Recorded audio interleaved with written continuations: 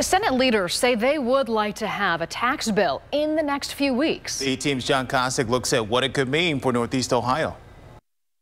At this point, it's tough to say because it's a plan written more in pencil than it is in ink, but soon it will be set in stone, and there are some early indications of what might be to come. Ohio Senator Rob Portman is a big supporter of reforming the country's tax code and believes the plan being worked on would make life better for the middle class. First, you're going to get a doubling in your standard deduction. Right now, that's about $12,000 per family. It goes up to $24,000 per family. Second, the child tax credit will be increased. So if you have kids, that's really important to you.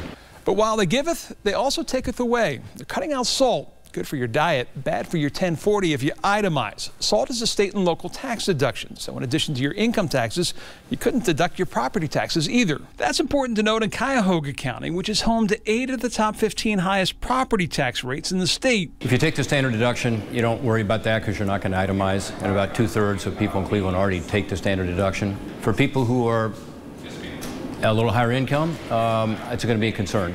That won't impact the vote in the Senate, but it could in the House, where there are Republicans from blue high-tax states who won't be able to sell this at home because of that, Portman says. There's some things being talked about where you could not allow the deduction for state and local taxes, but you would allow a deduction for property taxes.